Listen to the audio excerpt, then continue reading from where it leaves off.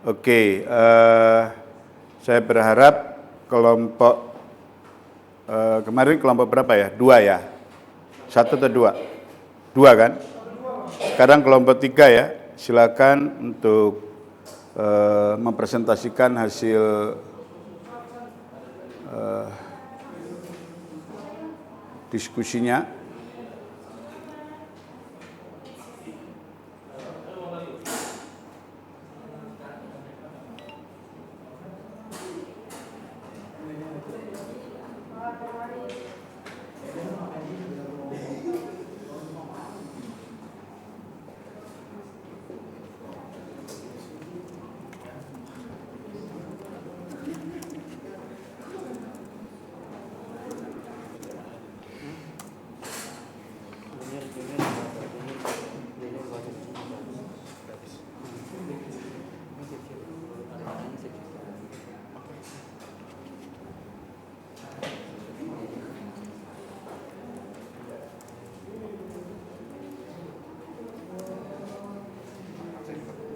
Ya.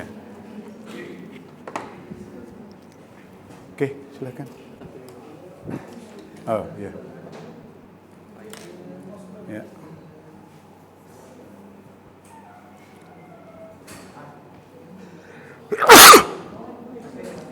PPT-nya.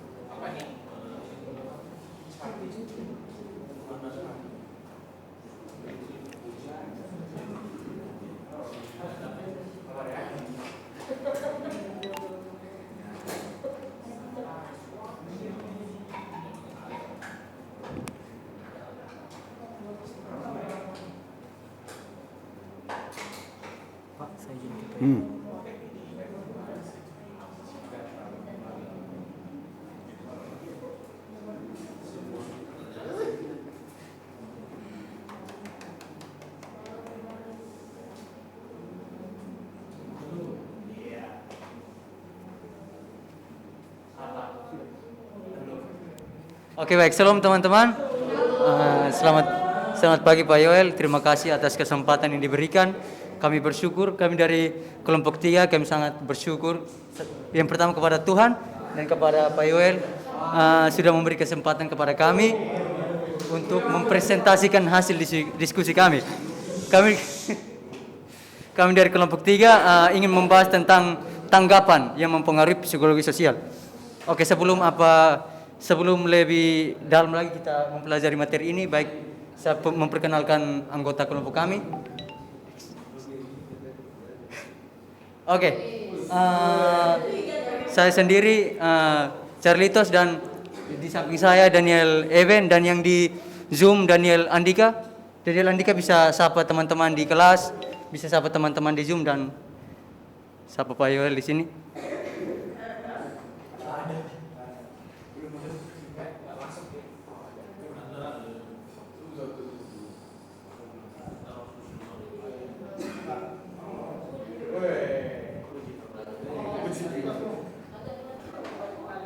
Oke, Abang Daniel bisa buka mute-nya. Oke, salam teman-teman. Oke, baik. Mungkin itu saja perkenalannya. Waktu selanjutnya saya serahkan kepada Abang Daniel untuk mempresentasikan hasil diskusi kami.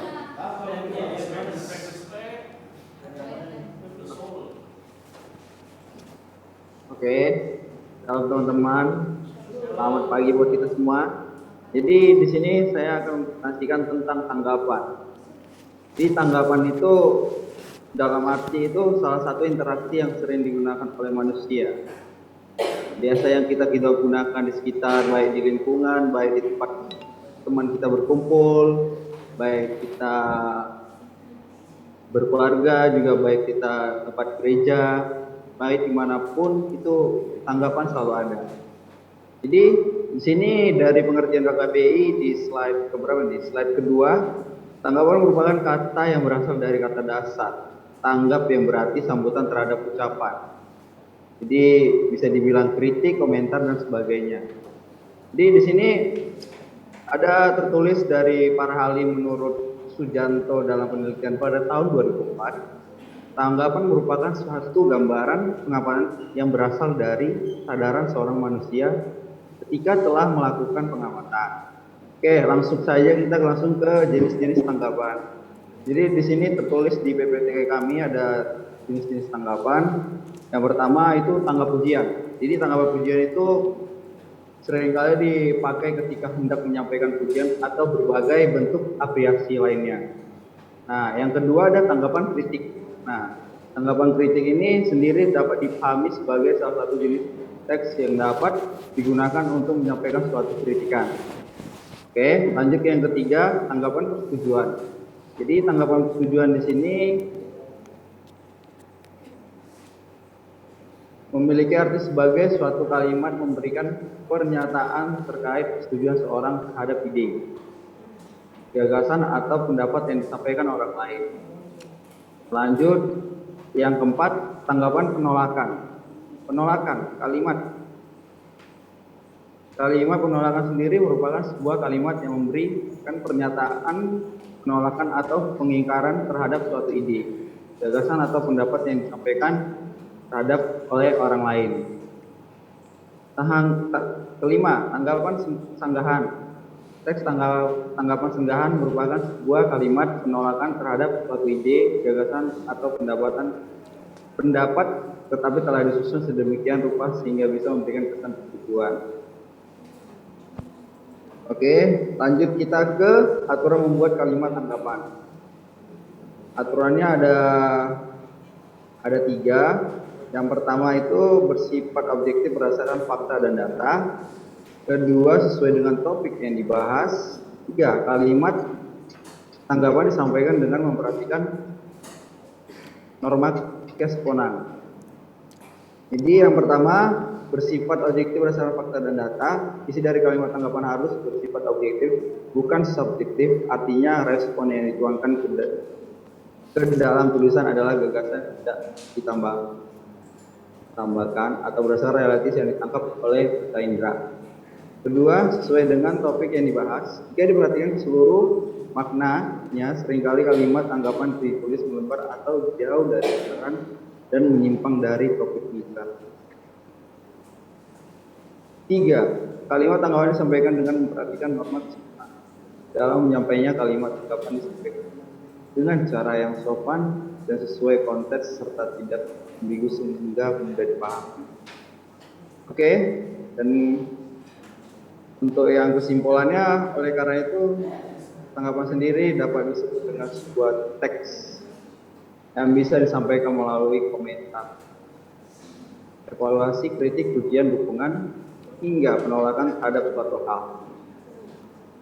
Oke, terima kasih teman-teman. Selanjutnya saya serahkan kepada Khalid. Oke, baik. Ini kami sudah selesai mempresentasikan hasil diskusi kami. Mungkin dari teman-teman dari Payol ingin memberi komentar, saran, dan mungkin mau bertanya. Waktu dan kesempatan kami persilakan. Baik, teman-teman silakan. Ada yang mau bertanya?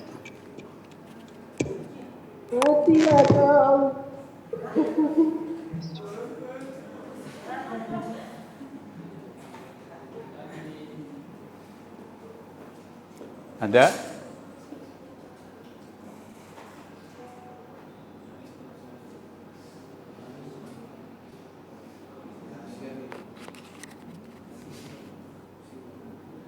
Ini kalian nggak tanya karena memang benar-benar tahu atau bingung atau setengah tahu atau apa nih? Atau supaya nanti takut kalau presentasi ditanyai gitu sama temannya gitu, gantian balas dendam gitu. Hah?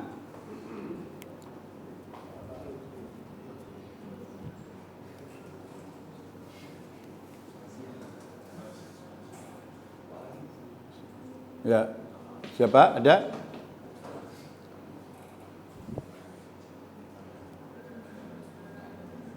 Oke, mungkin aman-aman saja atau tidak ada yang mau bertanya. Saya kembalikan ke Pak Yoel untuk. Belum, mereka masih mikir. Oh, masih. Sorry. Atau kalian jelasin, jelas enggak itu? Hah?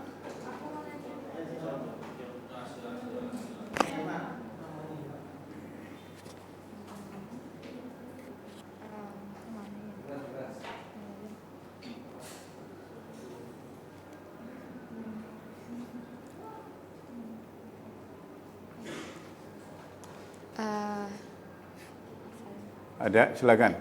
Shalom, saya ingin bertanya kepada kelompok tanggapan, kelompok 3. Ini kan tadi teman-teman ada menyampaikan tentang aturan membuat kalimat tanggapan nih. Yang pertama kan ada bersifat objektif berdasarkan fakta dan data. Yang kedua sesuai dengan topik yang dibahas. Dan yang ketiga, kalimat tanggapan disampaikan dengan memperhatikan norma dan kesopanan. Nah, saya mau pertanyaan pertama.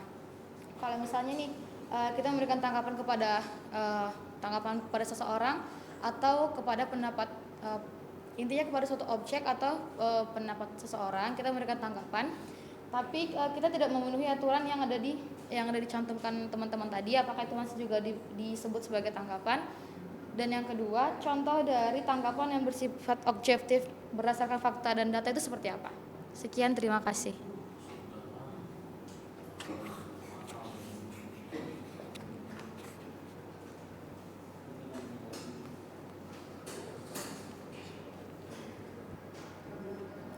Ya, silakan.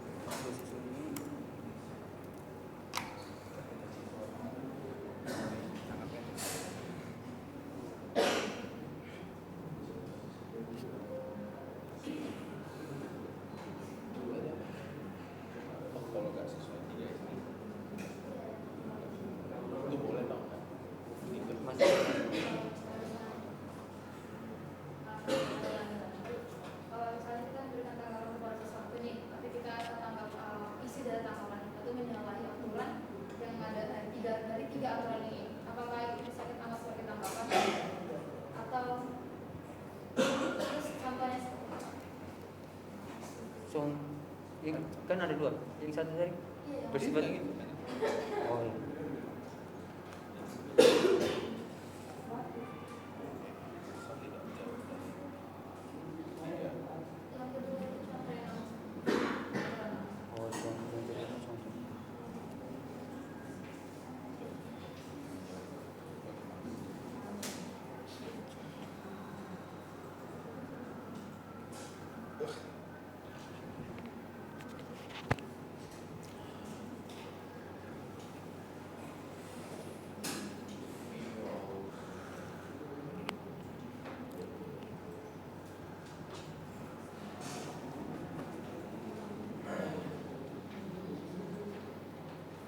Gimana?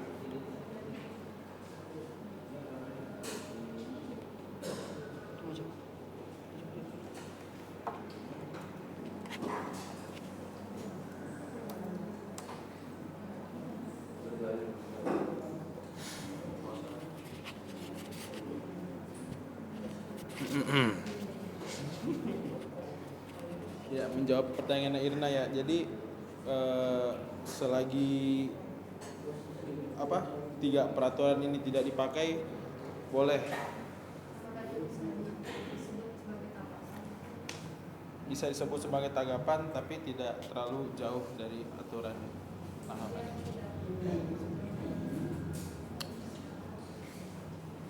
Sama yang buat nomor 1. Gaby mana ya? Bisa minta linknya saya.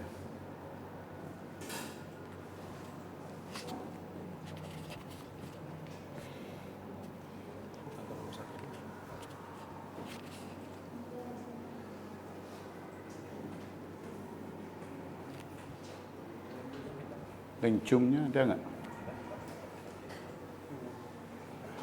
Link Zoom.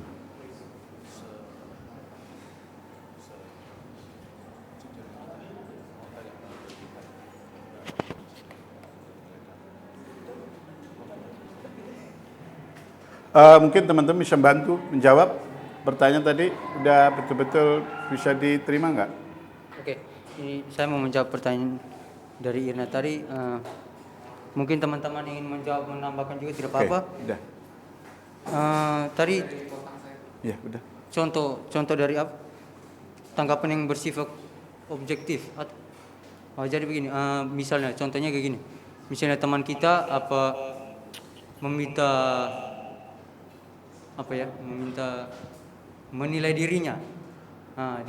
Dia bertanya kepada kita, bagaimana pendapat kamu tentang saya?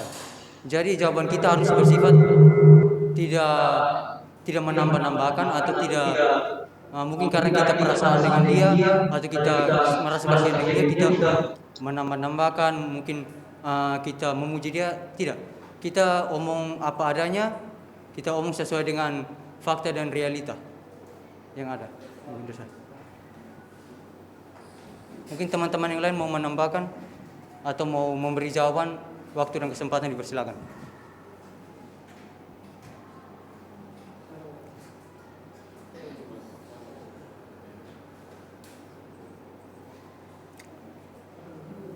Oke ya, mungkin nanti saya akan membahas dulu, coba nanti ada kaitannya enggak.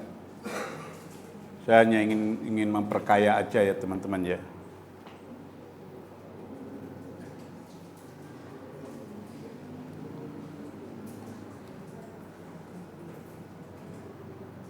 Ya, tanggapan atau bayangan. Sebenarnya saya tadi mau tanya, tanggapan dengan pengamatan itu sama enggak ya? Nah itu. Nah, perhatikan baik-baik. Jadi pengamatan dan tanggapan itu jelas berbeda ya. Sebenarnya duluan mengamati baru menanggapi begitu ya. Pengamatan itu kan kita mengamati sesuatu lalu kita simpan dalam otak kita ya, dalam pikiran kita. Lalu gambaran atau kesan-kesan itu ya ada di dalam bayangan kita. Lalu kita hadirkan dalam bentuk tanggapan. Nah, jadi itu cukup menonjol ya di sana ya. Nah, dari pemahaman ini sebenarnya kita sudah bisa mengerti apa itu tanggapan ya. Jadi tanggapan itu proses menghadirkan kembali gambaran yang telah diperoleh dari pengamatan. Jadi kita mengamati dulu, setelah itu baru kita menanggapi. Nah itu. Nah contoh tadi yang sederhana lah, kita tadi kan ke belakang ya, PKM ya. Saya yakin pasti kalian mengamati itu dengan situasi kondisi yang ada, itu mengamati. Saya juga terkaget-kaget ya, terkaget-kagetnya itu begini, aneh ya, kita ini kan tujuannya nolong ya, betul nggak? Tapi kok masyarakat di situ satu pun nggak ada. Itu ya secara daging, ini kok begini ya nih karakter orang-orang di sini gitu ya. Lalu saya dengar isu, ternyata mereka mau bekerja kalau bayar. Waduh, ini mental-mental orang kota atau mental-mental yang tidak pernah mendapatkan edukasi.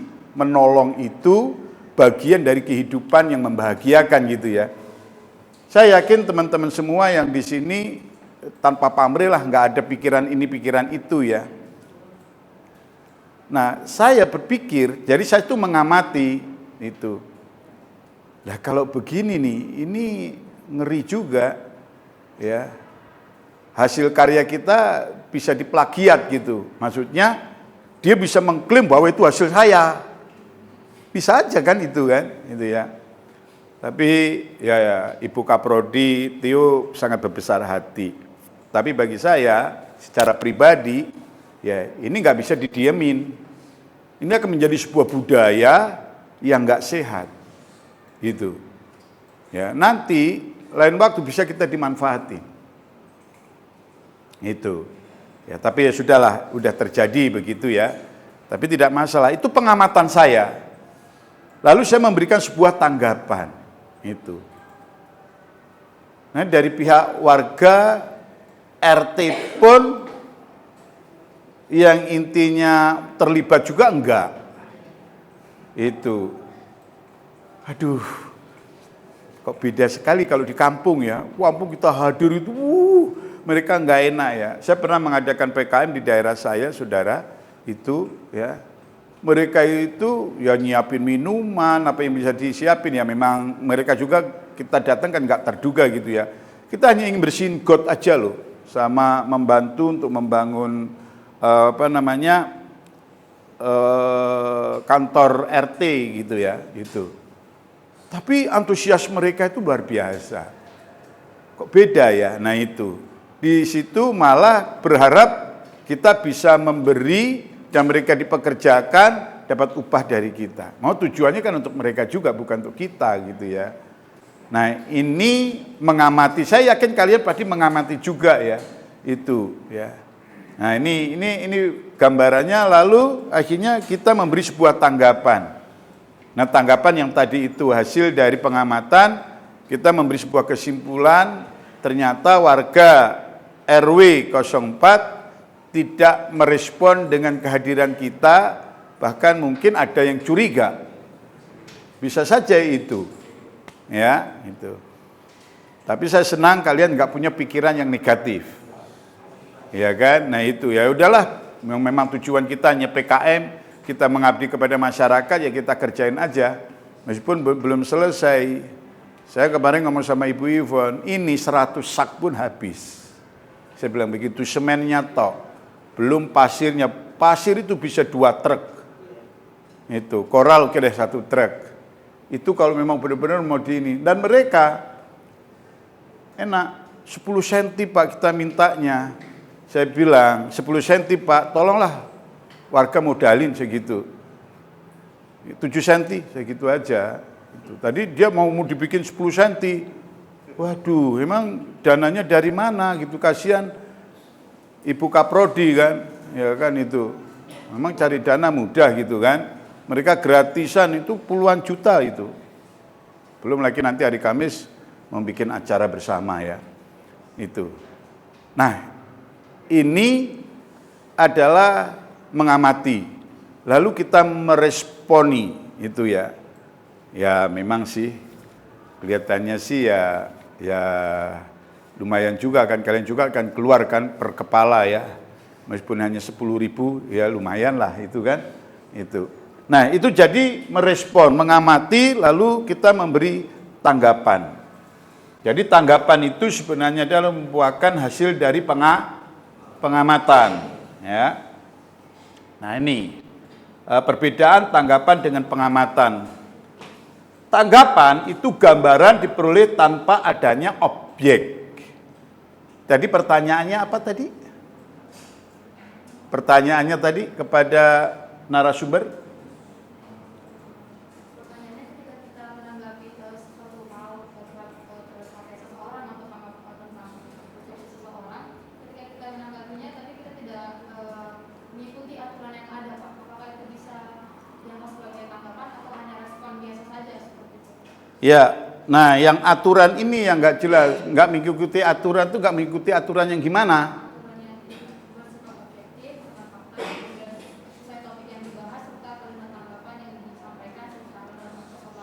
Ya, kalau kita melihat di sini ya, ini jelas sekali ya, tanggapan itu adalah gambaran diperoleh tanpa adanya objek. Ya, sedangkan pengamatan gambaran diperoleh karena ada objek yang ditangkap oleh indera. Nah, ini yang perlu si penanya memberi gambaran aja gitu ya. Jadi kalau pengamatan itu ada objeknya. Misalnya nih, aku mengamati nih, ya kan? Ini apa ya? Oh, ternyata ini antiseptik, cuci tangan. Kan diamati, ada bendanya, ada objeknya. Nah itu, tapi pengamatan nggak perlu ada objek. Tanggapan nggak perlu ada objek, tapi kita bisa memaparkannya. Karena hasil dari mengamati sebuah objek. Itu. Ya. Nah dari sini sebenarnya penanya sudah bisa memberi kesimpulan. Gambaran yang terjadi tidak begitu jelas tanggapan, namanya itu tanggapan, ya kan? Ya masing-masing orang pasti bisa kasih tanggapan. Jadi kalian bisa menanggapi apa yang disajikan oleh narasumber.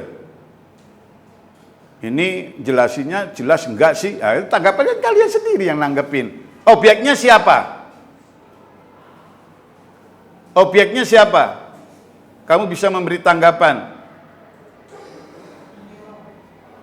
Ya, yang memberi, memaparkan materi kan? Nah itu. Tapi kamu ngasih gambarannya, ya menurut materi sudah jelas. Tapi kamu, gambarannya belum tentu itu jelas menurut kamu. Itu ya. Nah itu yang beda memberi tanggapan. Gambar yang terjadi jelas. Jelas mereka memaparkan, jelas mereka menjelaskan gitu. Tapi kan tanggapannya belum tentu semuanya ngerti kan apa yang dimaksud dengan tanggapan itu kan. Betul nggak? Ketika apa yang dijelaskan belum tentu semuanya memberikan tanggapan positif. Nah itu. Lalu tanggapan itu tak terikat oleh tempat dan waktu.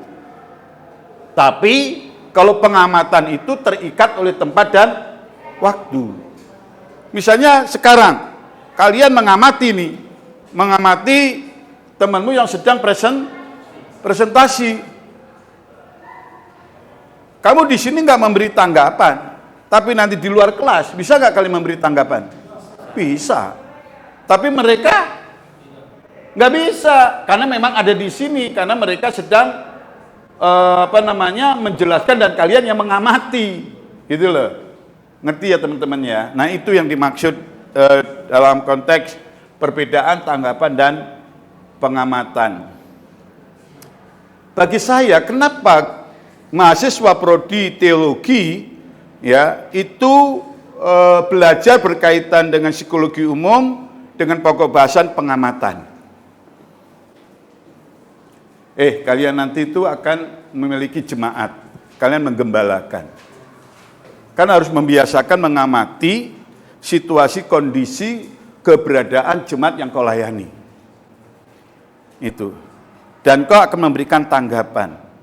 Entah dewasa rohani, entah ini kurang dewasa, entah ini begini, dan kamu harus ambil sikap. Nah itu. Ya. Dan membiasakan mengamati. Dan harus belajar untuk memberikan tanggapan.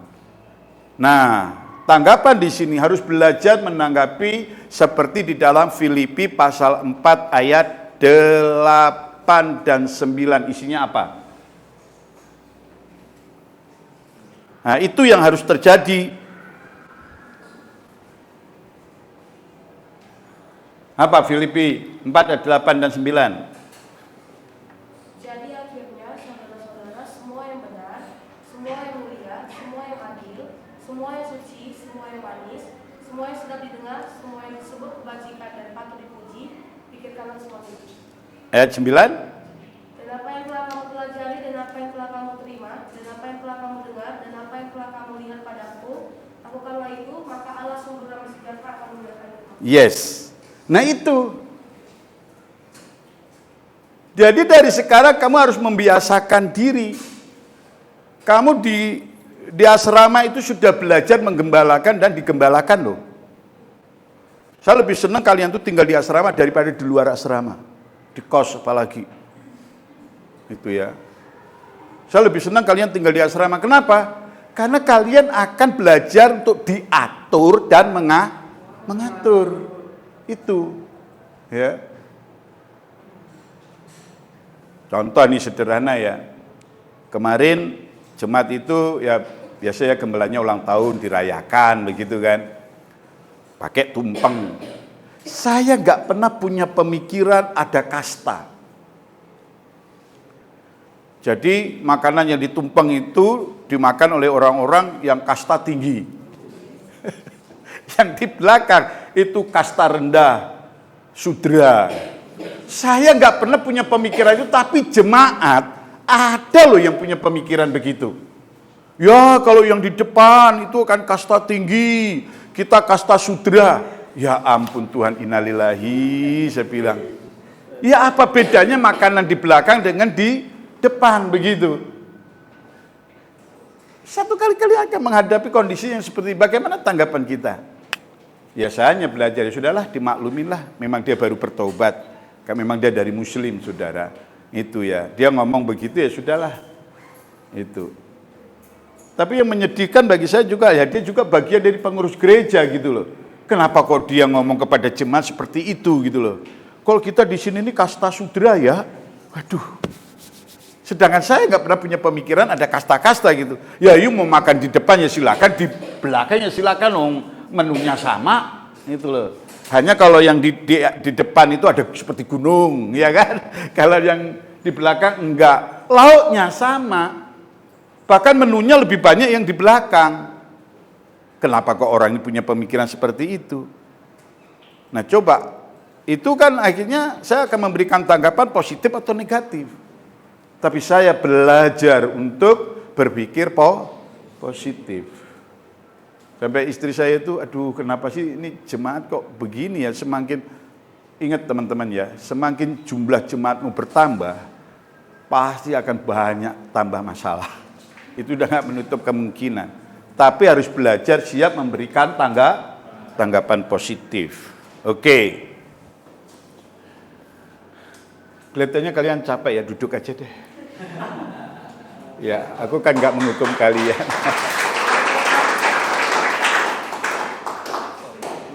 Ya.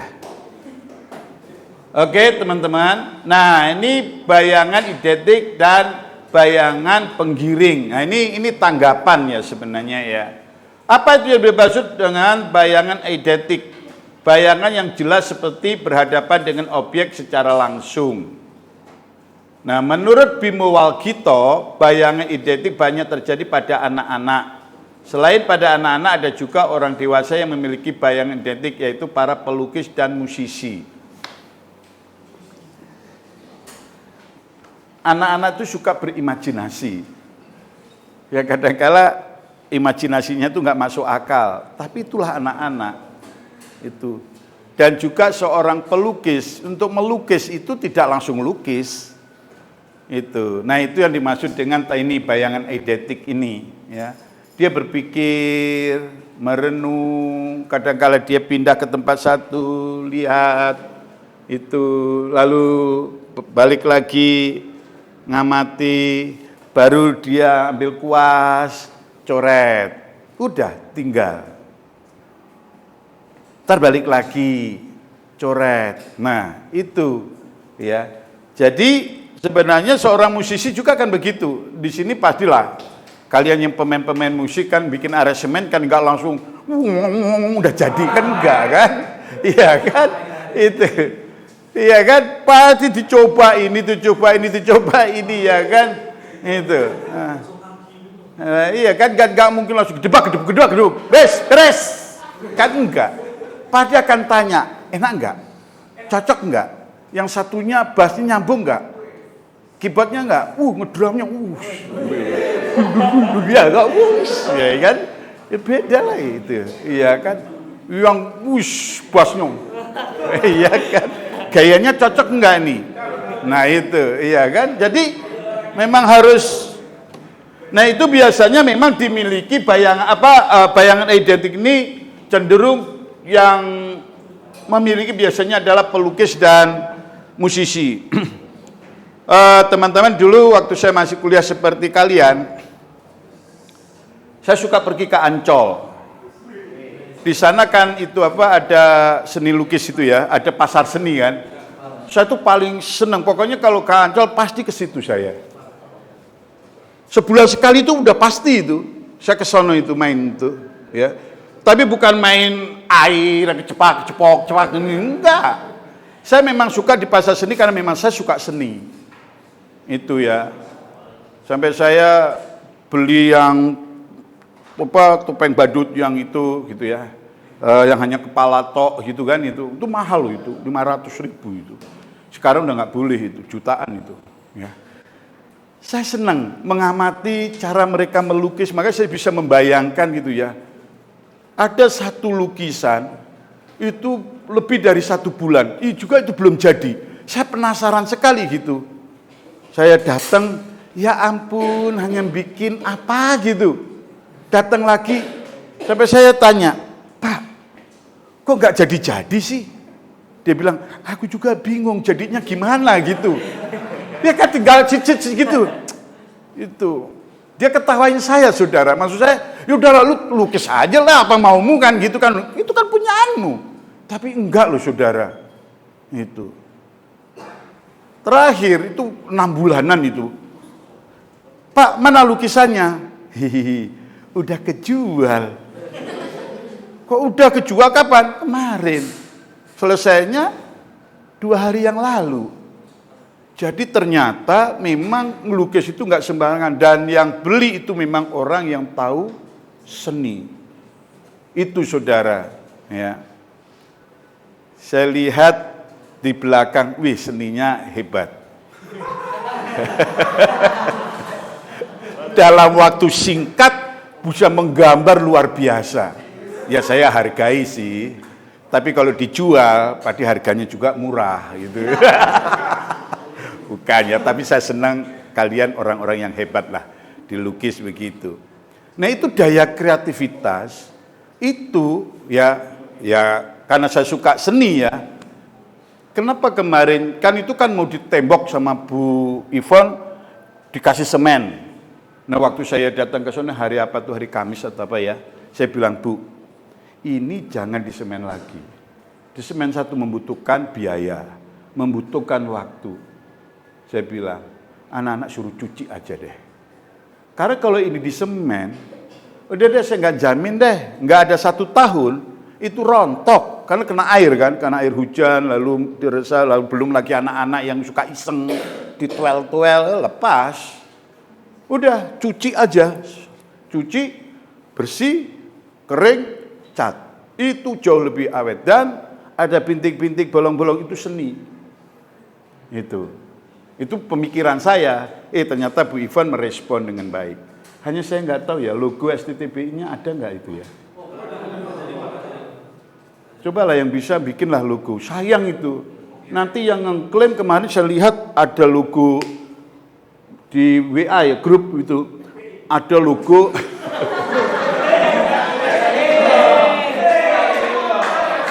Nanti kalau bisa ekrais begini ya, itu.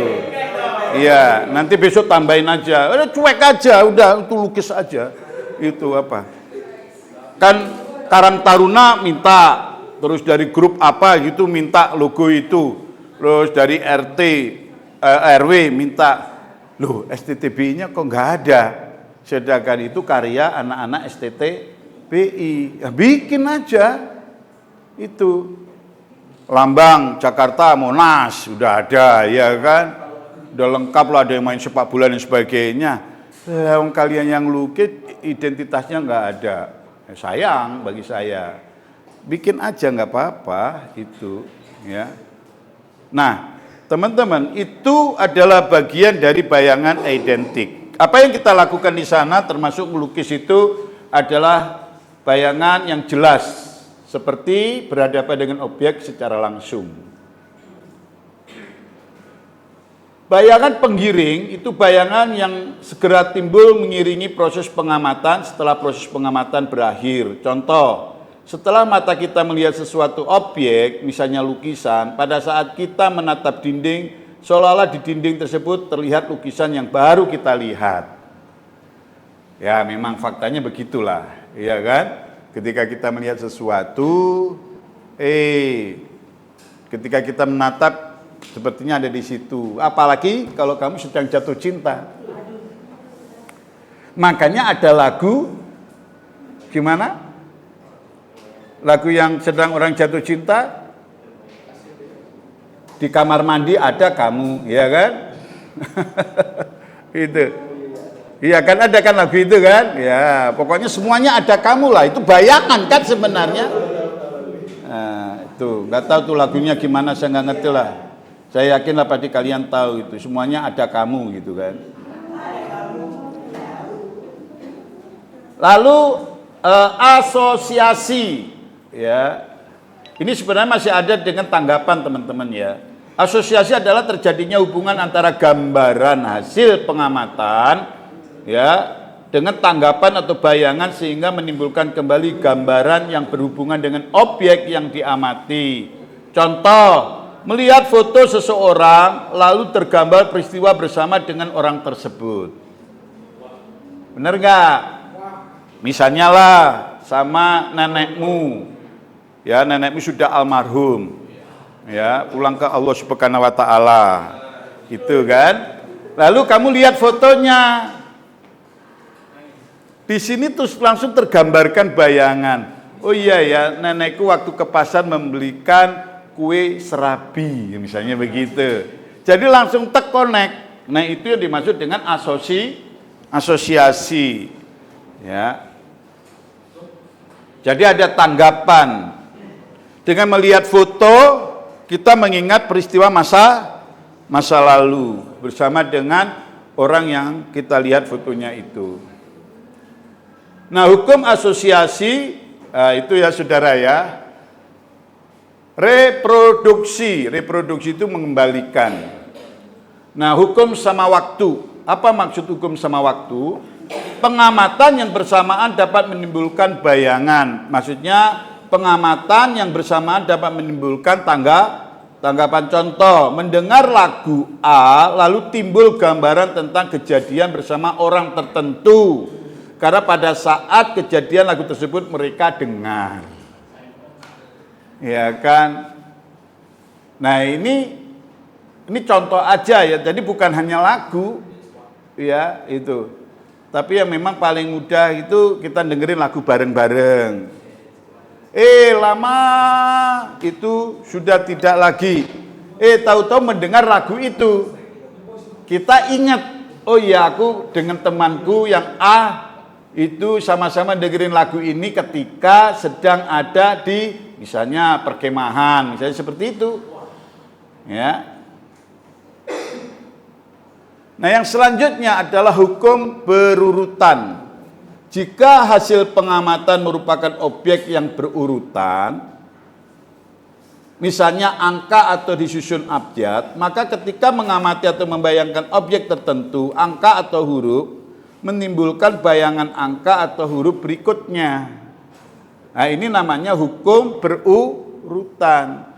Jadi ketika kita tahu ini nomor 1, pasti pemikiran kita akan memikirkan nomor 2. Ketika kita lihat itu huruf A, maka di otak kita itu sudah pasti akan mengkonekkan huruf B. Nah inilah yang dimaksud hukum berurutan. Itu yang dimaksud. Jadi menanggapinya tuh begitu. Mengamati ada A, pikiran kita sudah ada huruf B. Lalu hukum bersamaan. Bayangan yang mempunyai persamaan atau tanggapan yang mempunyai persamaan tertentu akan berasosiasi dan saling mereproduksi.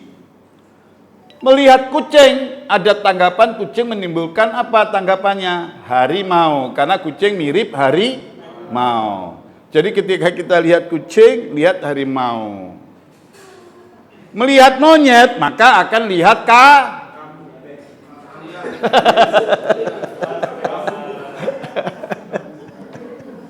Iya. Ketika kita lihat orang utan, gambaran kita ya lihat manusia gitu loh, ya. Hukum berlawanan. Bayangan yang bersifat berlawanan akan berasosiasi dan saling mereproduksi. Ya kalau sudah berlawanan kita pasti sudah tahu itu ya. Oke, saya pikir itu yang menambahi dari teman-teman kita. Nah saya berharap pertanyaan tadi ya yang ditanyakan tadi berkaitan dengan apa yang saya sampaikan ini setidaknya menjawab begitu ya. Oke. Terima kasih. Apakah ada lagi pertanyaan yang lain, teman-teman? Ya, silakan. Narasumber siap-siap menjawabnya ya. Yang keras suaramu.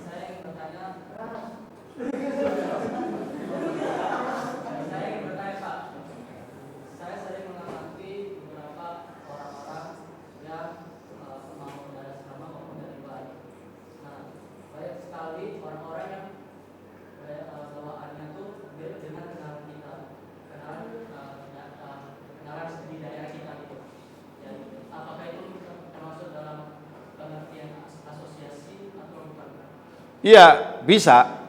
Jadi kamu langsung menghubungkan dengan ketika kamu ada di kampung halamanmu. Begitu. Ya, itu asosiasi. Bisa. Oke, ya. Ada lagi? Silakan.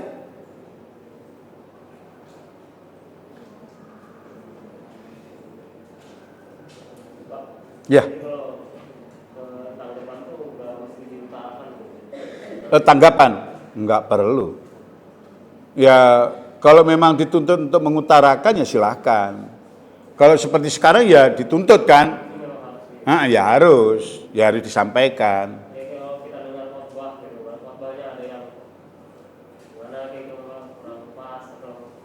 Iya nggak apa-apa. Jadi kita cuma menyimpan di dalam. Iya, tanggapan kita aja. Biasanya begitu ya. Kan ini para teolog-teolog kan ahli-ahli tafsir kan? Ya. Ini tafsirannya alegoris ini. Nah, nggak kontekstual. Nanti roh pengkritik itu tinggi loh nanti ini. Iya. Aduh, korbannya nggak berbobot ini. Nah, itu biasanya gitu tanggapinya, ya kan? Masa S3 lebih bagus S1 gitu kan? Itu. Makanya kuncinya, saudara, yuk kita belajar semakin kau berisi itu semakin hukum padi itu loh. Semakin berisi harus semakin merunduk. Itu ya, itu yang seringkali saya sampaikan kepada ya kawan-kawan seprofesi gitu ya. Itu saya selalu mengatakan jangan pernah kita menyamakan diri kita dengan anak-anak kita. Kenapa sih di sini tuh sering ditakuti ya, orang masuk ke sini tuh mikir 2 kali lipat. Karena memang hampir mayoritas dosennya itu mengukurnya itu dirinya. Bukan melihat dari siswanya. Makanya kalau sudah skripsi, udah pada stres semua. Itu karena ukurannya dosen. Ya dosen sudah S3. Sudah berulang kali membimbing dan menguji. Nah kalian belum pernah bikin karya ilmiah. Nah, ya nggak nyambung lah. Nah itu yang seringkali kami selalu mengingatkan begitu ya. Itu. Makanya kakak-kakak kamu kadang-kadang juga stresnya. Mungkin nanti satu kali kalian juga akan mengalami itu. Tetapi sebenarnya bagi saya ya enjoy aja lah, ngapain. Memang kalian kan baru pemula. Kenapa harus stres?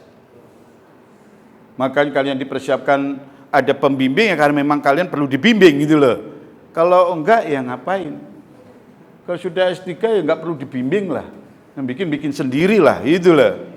Iya kan? Nah itu. Makanya sekarang kan sudah dituntut harus bikin jurnal. Nah kalau kalian ingin tahu jurnal Bapak, buka aja Yuel Sumarno, Google Cendikia, itu pasti terbuka. Nah di sana ada tulisan meskipun saya masih asisten ahli. Jadi asisten ahli itu dosen paling muda dalam Javung. Itu seharusnya saya sudah lektor minimal ya lektor begitu ya. Tetapi ya kan peluangnya beda-beda. Itu meskipun dalam penulisan saya mungkin udah lebih dari lektor gitu ya tapi ya sudahlah kita rendah hati aja gitu ya kan. Oh iya. Sorry, makasih Adik. Iya. Jadi begitu ya. Jadi kalian, saya sih berharap ya, ini kalian ini ya, sudah mulai belajar nulis. Ya. Kalau bisa dimasukkan ke jurnal, masukkan aja, tapi memang bayar sih. Sinta 4 aja 750. Itu. Ya. Ya tapi ya memang itu bagi saya juga perlu ya, kan menunjukkan identitas kita juga, siapa kita. Nah itu. Oke, ada lagi?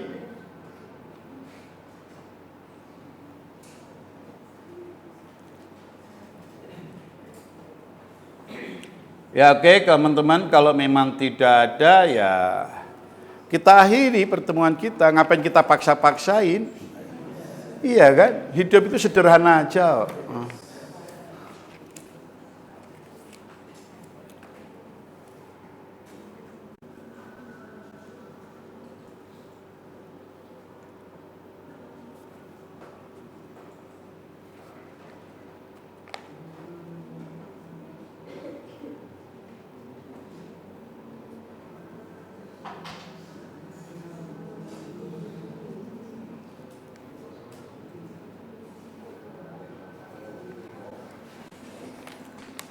Baik ya, saya panggil namanya ya.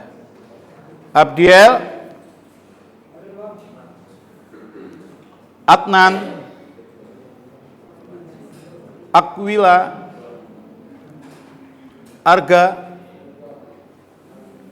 Aril, Ari. Ari ada nggak? Ada Pak. Ya. Arta,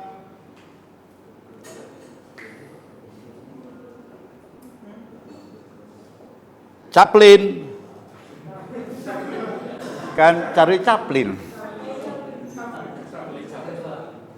Daniel, ya Daniel aja. Andika, Eben, Daud. Hah? Mana? Hadir Pak. Ya gitulah. David, Efraim, Albert. Mana Albert? Elizabeth, Yake. Mana Yake? Kan Pak Yage. Peka ya, saya panggil kamu nggak sesuai dengan Pak A. Nah, supaya teman-teman tahu.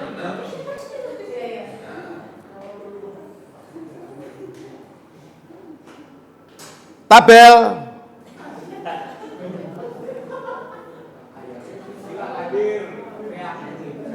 Oktaviani. Mana Oktaviani? Nah.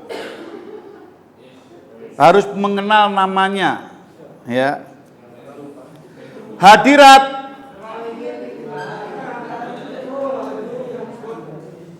Vance. Ada nggak Vance? Woi. Oh, Grepan. Ya. Pak.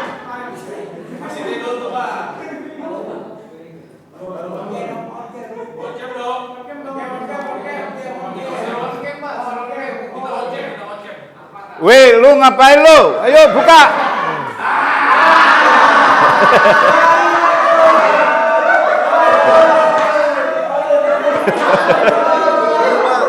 Lu bangun tidur ya? Enggak Pak, saya udah rapi Pak. Udah mandi belum? Bentar lagi Pak. Enggak jelas lu. Aduh.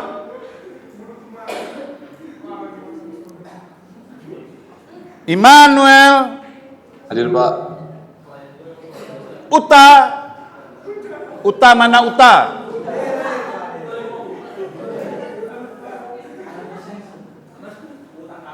Thursday.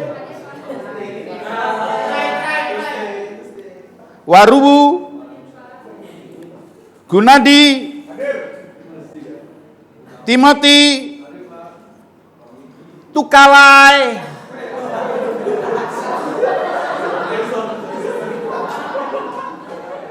J. Bukan JNI ya. J. Ada nggak? Ini masa namanya nggak tahu, keterlaluan ya. Catherine Hulman Van Jay. Dasar lu.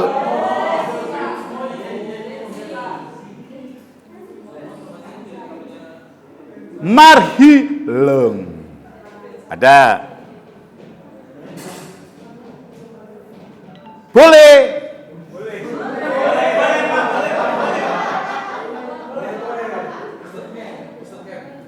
Labe.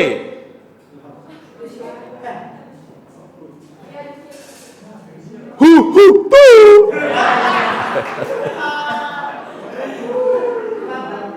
Asher.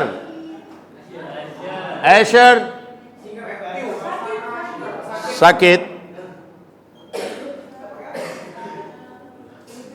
Pelu. Oh, masih banyak ya. Chandra. Dharma. Rangan. Mana Rangan? Sakit. Ini bener nggak lo sakit? Lo bohong-bohong dosa lo.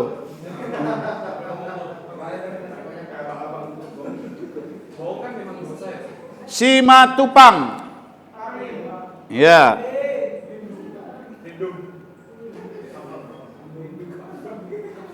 Gomgadi. Mahena. Latu Mahena. Ada enggak? Revi. Ah ya, ini kelihatannya udah F nih. Berturut-turut nih. Oh enggak ini ya. Ya oke deh. Yosep. Aditya. Nixon. Putri.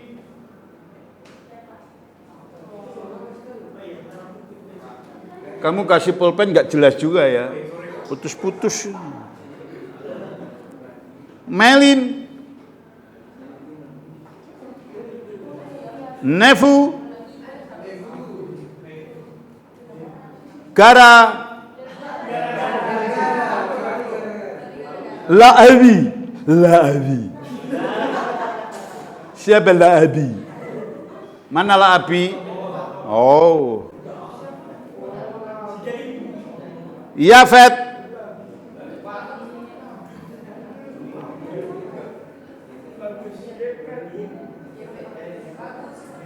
Sigalingging.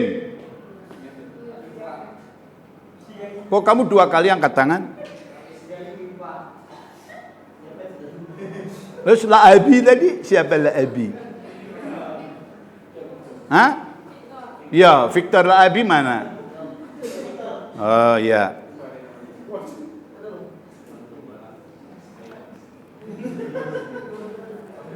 Ya, bagus. Ya.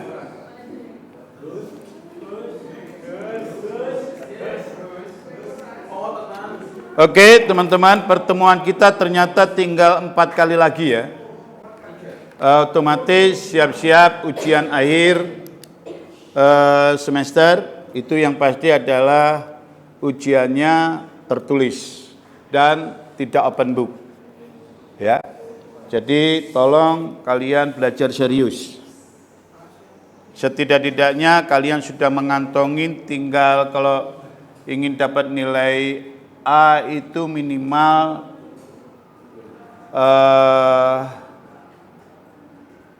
35%. 35% itu ya usahakan untuk bisa ya dapat nilai A ya. Itu. Jadi proses penilaian Bapak itu dari awal kita masuk itu sudah ada nilai, teman-teman. Ya. Jadi sebenarnya kalau kalian masuk aja terus semua itu udah ngantongin nilai C itu sudah pasti. Jadi pasti lulus sebenarnya. Tapi kan ya aneh ya kalau kita hanya dapat nilai C kok bangga begitu ya. Itu. Jadi Bapak itu penilaian Bapak dalam proses pembelajaran itu adalah sistemnya berbasis proses. Jadi pertemuan pertama, kedua, ketiga sampai yang ke-16 itu semuanya ada nilai. Itu ya. Jadi saya berharap kalian tetap mengikuti perkuliahan dengan setia begitu.